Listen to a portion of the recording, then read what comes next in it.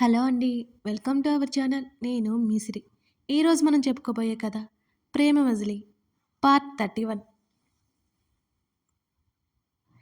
ఇప్పుడు వెళ్దాం పదా! నేనున్నాను కదా! నీకు భయమేంటి? అంటూ బెడ్ దిగి చెప్పులు వేసుకొని హ్యాంగర్‌కి తగిలించిన టీ షర్ట్ వేసుకున్నాడు అనిరుద్. లోలోపల సంతోషం కలుగుతున్నా అది బయటికి కనిపించనీయకుండా తను చెప్పులు వేసుకుని జుట్టు ముడిపెట్టుకుంది స్వర.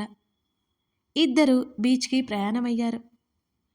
కింద రిసెప్షన్‌లో చెప్పి వాచ్‌మెన్ అడగ్గా అతనికి కూడా చెప్పి ఇద్దరూ నడక సారించారు. అన్నూ పిలిచింది స్వర. పలికాడు అనిరుద్. చూడ్డానికి పక్కనే ఉన్నట్టు ఉంది. ఇంత దూరం ఉందేంటి? అంది స్వర. దగ్గర లేదు కాబట్టి దూరంగా ఉంది అన్నాడతను వెటకారంగా. అబ్బో! వెటకారానికి తక్కువ లేదు. మూతి తిప్పుతూ అతనికంటే ముందుగా నడిచింది స్వర. అనిరుద్ నవ్వుకున్నాడు. ముందుకు వెళ్ళిన స్వర స్ప్రింగ్లా వెనక్కి వచ్చి అతని చేతిని పట్టుకుంది. అన్నూ, నిజంగా దెయ్యాలుండవా? నా చిన్నప్పుడు విన్నాను. అర్ధరాత్రి 12 గంటల నుంచి 2 గంటల వరకు దెయ్యాలు తిరుగుతాయట. ఇప్పుడు అదే టైం కదా! గుసగుసగా అతని చెవిలో మరోసారి చెప్పింది స్వర. స్వరా, చిన్నపిల్లలా మాట్లాడుకో. మనుషుల కంటే దెయ్యాలు భయంకరమైన వాళ్ళేం కాదు అన్నాడతను. మనుషుల మీద బాగా పగ పెంచేసుకున్నావుగా అని అడిగింది స్వర. ఏమో, నాకు మనుషులంటే నచ్చరు అనిరుద్ సమాధానమిచ్చాడు. బాబోయ్, కొంపదీసి నువ్వు దెయ్యానివి కాదుగా అంటూ అతని నుంచి గబుక్కున దూరం జరిగింది స్వర. ఆమె వైపు కొరకొరా చూశాడు అనిరుద్. ఇంత కోపంగా నువ్వు తప్ప ఎవరూ ఉండడు అంటే నువ్వు అన్నువేలే అని నవ్వుతూ అతని చేతిని పట్టుకుంది స్వర. నేను చూస్తుంటే అప్పుడప్పుడు నాకు అనిపిస్తుంది. అనిరుద్ చెప్తుంటే ఏమనిపిస్తుంది అని ఉత్సాహంగా అడిగింది స్వర. బాగా తిక్క ఎక్కువని. అతని మాటలకి ఉక్రోషం పొంగుకొచ్చింది స్వరకి. నన్నే అంత మాటంటావా అంటూ అతడిని కొట్టడానికి 2 చేతులు ఎత్తి భుజం మీద 2 దెబ్బలు వేసింది స్వర. హేయ్ రాక్షసి, ఆపు! కాస్త ముందుకు పరిగెత్తాడు అనిరుద్. తీరం దగ్గరికి వచ్చారు ఇద్దరు. నేనంటే నీకు అలసైపోయాను. నన్నే వెక్కిరిస్తున్నావు. మళ్ళీ అతడిని కొడుతోంది ఛాతీ మీద. స్వర, నిజంగానే తగులుతోంది అంటూ ఆమె 2 చేతులు పట్టి వెనక్కి మడిచి దగ్గరికి లాక్కున్నాడు అనిరుద్.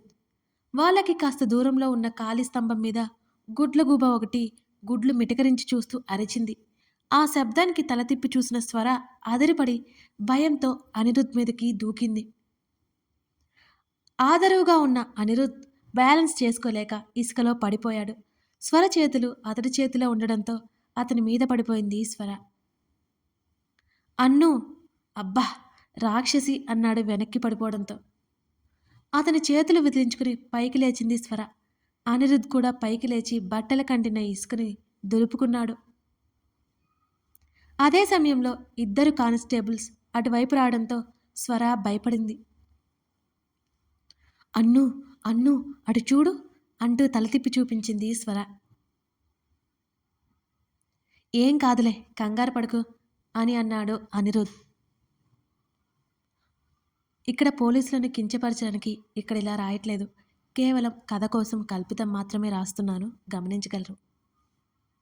అరే వెంకటు, కొత్త పిట్టరా స్వర వైపు చూస్తూ అన్నాడు ఒక కానిస్టేబుల్.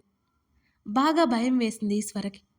చిన్నప్పటి నుంచి అలాంటి మాటలు ఎన్నో తను విన్నది. అనిరుద్ వెనక్కి వెళ్ళి దాక్కుంది స్వర. ఎవరు మీరు అన్నాడు వారిలో ఒక వ్యక్తి. నేను నా భార్య వైజాగ్ విజిట్ కోసం వచ్చాం. అదిగో గ్రీన్ పార్క్ హోటల్లో స్టే చేస్తున్నాం. నైట్ బీచ్ బాగుంటుందని చూడ్డానికి వచ్చాం. చాలా మామూలుగా చెప్పాడు అనిరుద్. అరే, వీడు మనకి కహానీలు చెప్తున్నాడురా వెంకటు. భార్య అంట, బీచ్ అంట, ఎవరో పిట్టని పట్టుకొచ్చి నాటకాలాడుతున్నాడు అన్నాడు కానిస్టేబుల్లో ఒకరు. మాటలు మర్యాదగా రానివ్వండి, సీరియస్గా అన్నాడు అనిరుద్. అప్పటికే అతని ముఖం విపరీతంగా ఎర్రబడిపోయింది. స్వర భయంతో వణికిపోయి అనిరుద్ చొక్కాని గట్టిగా పట్టుకుని అతని వీపులో ముఖం దాచుకుంది. మర్యాదగా అంటారా వెంకటు, కొత్త సరికేనా అని వెకిలిగా నవ్వుతూ అన్నాడు కానిస్టేబుల్. అప్పటికే అనిరుద్ మెడ మీద నరాలు ఉబ్బి ఉన్నాయి. అతని చేతులు బిగుసుకుపోయి ఉన్నాయి. కోపం కట్టలు తెంచుకుని బయటికి పొంగుతోంది. మన ఎస్ఐ గాని దీన్ని చూశాడంటే వదలడు. మనకి కూడా ఛాన్స్ ఇస్తాడులే. వాళ్ళు మాట్లాడుకుంటుంటే గట్టిగా చెవులు మూసుకుని సన్నగా వెక్కిళ్ళు పెట్టి ఏడవసాగింది స్వర. అనిరుద్ పిడికిలి బిగించి కానిస్టేబుల్ ముఖాన్ని తాకింది. వెంటనే అతని ముక్కులో నుంచి బొటబొట రక్తం కారింది. గావుకాక పెట్టాడు కానిస్టేబుల్. మరో కానిస్టేబుల్ కోపంగా అనిరుద్ మీదకి దూకుతుంటే అతని చేతిని పట్టుకుని వెనక్కి మడిచి వీపు మీద గట్టిగా పిడికిలితో కొట్టాడు. ఇద్దరూ దెబ్బకి నేల కొరిగారు. తను వెనుక ఉన్న స్వరిని ముందుకు లాగి తను మిసెస్ సుస్వర అనిరుద్ధ అని కోపంగా వాళ్ళ వైపు వేలు చూపిస్తూ చెప్పాడు. ఆర్కే ఫార్మసీ గ్రూప్ కొత్త సీఈఓని. కావాలంటే ఎంక్వైరీ చేసుకో. ఎక్కడ నీ ఎస్ఐ? డీజీపీ నెంబర్ ఉండాలి నా ఫోన్లో అని అనిరుద్ మాట్లాడుతుంటే ఇద్దరు అతని కాళ్ళ మీద పడి అరగంట సేపు బ్రతిమాలుకున్నారు. పోండిక్కడి నుంచి అతడు ఆవేశాన్ని అదుపు చేసుకుంటూ గట్టిగా అరిచాడు. కానిస్టేబుల్స్ ఇద్దరూ అక్కడి నుంచి వెళ్ళిపోయారు. తల వంచుకొని కన్నీళ్లు తుడుచుకుంటూ ఉంది ఈశ్వర. ఆమె భుజం పట్టుకొని తన దగ్గరికి తీసుకొని కౌగిలించుకున్నాడు. అప్రయత్నంగా అతని గుండెల్లో ముఖం దాచుకుంది ఈశ్వర. తను బాధపడుతోంది. అతని ఓదార్పు తనకి కావాలనిపిస్తోంది. ఆ సమయంలో ఇంకేం ఆలోచన లేవు స్వరకి. తన గౌరవాన్ని నిలబెట్టిన వ్యక్తిలా కనిపించాడు అనిరుద్. స్వర, ఏడోకు. ఆమె వెన్ను మీద చేయి వేసి నిమృతు అన్నాడు. స్వర మాట్లాడలేదు. అయినా నువ్వింత వీక్ అని నేను అనుకోలేదు. స్వర చిచ్చుబుడ్డి అనుకున్నాను. తనకి ధైర్యం ఎక్కువ అనుకున్నాను. ఇలా పిరికి దానిలా ఏడుస్తుంది అనుకోలేదు. ఇలాంటి వాళ్ళు రోజుకి 100 మందైనా ఎదురొస్తూనే ఉంటారు. ఆ మాత్రం దానికి ఇలా అయిపోతే ఎలా? నాకు నచ్చలేదు స్వర. ఆ వెధవలు అలా మాట్లాడుతుంటే లాగిపెట్టి ఒకటి ఇవ్వాలని తెలీదా అని అన్నాడు అనిరుద్ కాస్త సీరియస్గా. నీకు తెలియదు అన్ను. చిన్నప్పటి నుంచి ఎందరో కామపు చూపులకి బలి అయిపోయి వారి నుంచి తప్పించుకోవడానికి ఎన్ని అవస్థలు పడ్డానో నీకు తెలియదు. క్షణక్షణం ఎంత నరకం అనుభవించానో నీకు తెలియదు. ఎక్కడికి వెళ్ళినా ఎక్కడెక్కడో తడమాలి అని చూస్తున్నా చూపులతోనే చంపేస్తున్న రాక్షసుల బారి నుంచి తప్పించుకోవడానికి ఎంత కష్టపడ్డానో నీకు తెలియదు. స్వర సన్నగా వెక్కిళ్ళు పెట్టి ఏడుస్తూ చెప్తోంది. ఇన్నాళ్ళకి తన బాధ వ్యక్తం చేయడానికి ఒక మనిషి ముందున్నాడనిపిస్తోంది ఆమెకి. ఆమె మాటలను బట్టి ఆమె భయాలను బాధలను అంచనా వేసే ప్రయత్నం చేస్తున్నాడు అనిరుద్. అప్పుడు గమనించాడు స్వరని. తనేదో ఆమె సొంతంగా ఫీల్ అయిపోతున్నట్టుగా తనని గట్టిగా చుట్టుకు పట్టుకుని కనిపించింది. చాలాసేపటి వరకు అనిరుద్ ఏం మాట్లాడలేదిక.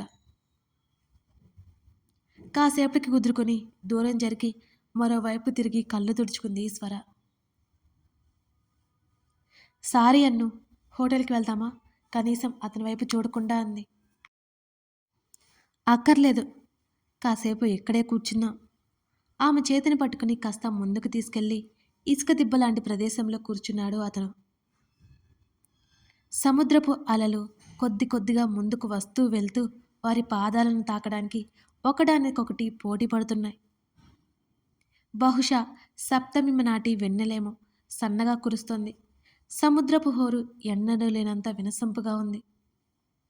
తన పాదాలను తాకుతున్న అలల వైపే స్వర చూపులు ఉన్నాయి. అతని చూపులు కూడా ఆమె పాదాల మీద పడ్డాయి.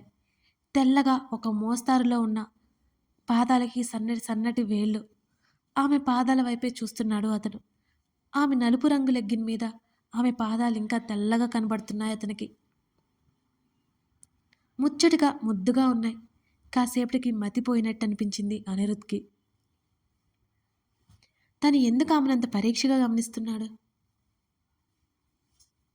స్వరా, అతని పిలుపుకి తల తిప్పి చూసింది. నా అభిప్రాయం మారినట్టే అనిపిస్తోంది. అనిరుద్ మాటలు స్వరకి అర్థం కాలేదు.